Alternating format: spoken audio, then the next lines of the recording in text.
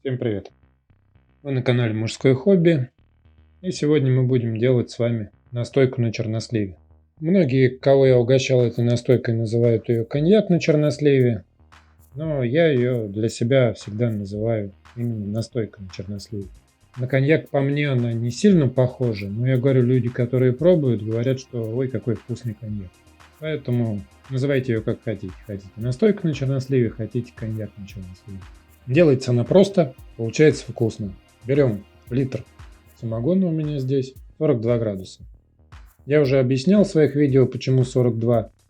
Потому что любая настойка потом, эти ягоды или что-то там, сухие какие-то ингредиенты, все равно снижают градус как раз до 40 примерно. Многие люди не могут пить крепче 40. Для некоторых даже лучше 38, получается мягче и интереснее. Поэтому, в принципе, эту настойку можете делать на водке, смело делать. Получится где-то 38 градусов, и я думаю, вам понравится, будет все приятно. Ну, приступим. Делается она элементарно. Берете чернослив, причем чернослив все-таки желательно брать с косточкой. Многие боятся вот этих косточек, что в вишне, что в ягодах, там еще каких-то. Боятся синильной кислоты, боятся всяких таких там каких-то отрав. Но на самом деле я уже говорил, что самая главная отрава – это спирт. Поэтому какие-то эти глупые боязни добавить туда какую-то синильную кислоту, от которой вы умрете, там и все такое, пугалки эти страшные. Всегда все ели варенье вишни с косточками, и никто от этого не умер. Поэтому добавляйте чернослив с косточкой. Он вкуснее и насыщеннее дает вкус. Прям вот действительно отличается, чем обычный. Для того, чтобы побыстрее, поинтереснее шла реакция, я его просто надрезаю вот чтобы до косточки ножом.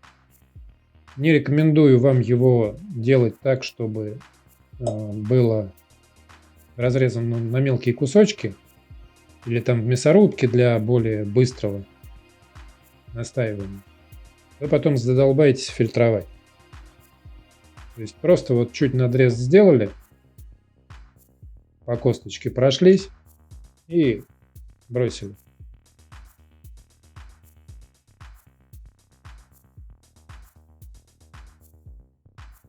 Пять штук достаточно. Единственное, еще рекомендую чернослив промыть кипятком.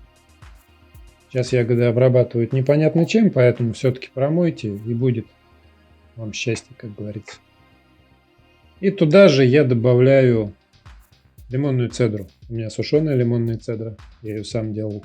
Можете добавить просто свежей лимонной цедры, но немножко, то есть буквально вот одну очисточку сделали, без белой части. Если кому-то нравится, можете добавить туда еще ванильный сахар.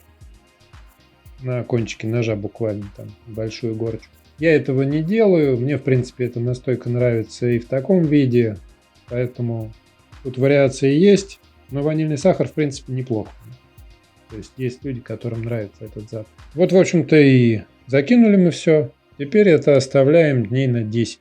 Дней 10 у нас это настаивается. Можно 2 недели, можно 3 недели. На самом деле хуже не будет. Меньше недели не советую. Косточка не даст своих вот этих вкусоароматических добавок. Поэтому, если вы там нарубили все это, тогда можно и неделю настаивать. Но вот в таком виде пусть лучше постоит пару недель. Это будет правильно, это будет вкуснее. Ставим настаивать. Потом покажу, что получилось, и попробуем.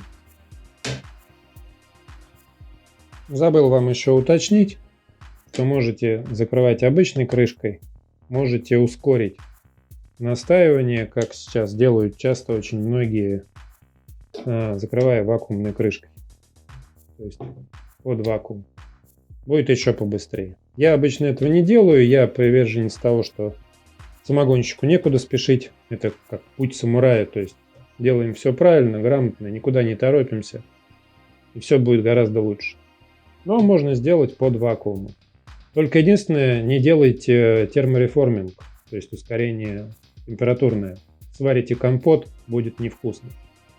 У меня есть видео по поводу ускорения напитков, можете посмотреть. Так вот, сюда можно только делать вакуум, греть нельзя. Поэтому ставим, и настаивается это при комнатной температуре, ну, где-то в темном месте. Ну, теперь пусть настаивается. Включимся, когда настоит. Ну вот, настоялась наша настойка. Я уже ее отфильтровал. Перелил в графинчик. Фильтровалась она легко. В общем-то, потому что я чернослив не рубил. Если будете там рубить и в кашу его размалывать, чтобы побыстрее сделать, то потом можно отфильтровать. Вот, я вам показывал уже в видео. Вот таким вот фильтром. Прикреплю сейчас вам ссылочку сверху, если хотите посмотреть, как сделать и как быстро отфильтровать. Ну давайте попробуем, что вышло. Цвет у нее такой коричневый. Сегодня за окошком мрачно, дождь идет, может поэтому цвет будет вам не сильно видно. Возможно, из-за цвета ее все и называют коньяком. Но я всегда говорил, что это просто настойка на черносливе. Запах очень приятный, такой мягкий. Алкоголь вообще не чувствуется в запахе. Но чернослив угадывается, хотя, возможно, это просто я знаю. Но такой коньячный запах есть слегка. Можете называть коньяком. И цитрусовая вот это вот. То, что я добавил, цедры немножечко. Она дает легкий запах. Ну что, давайте пробовать. Ваше здоровье.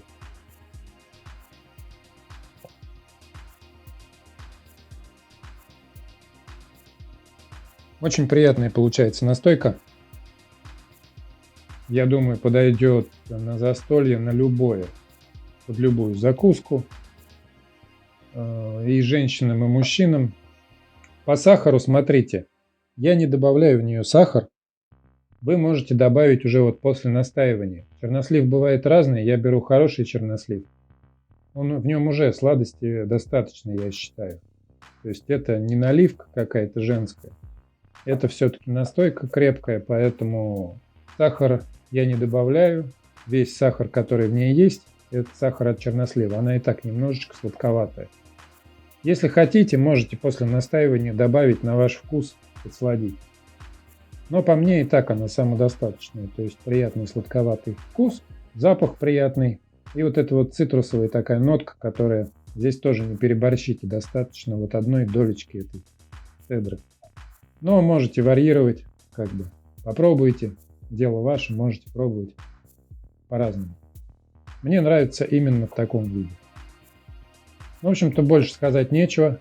Настойка хорошая, достойная. Пробуйте. Однозначно должна быть у каждого, я думаю.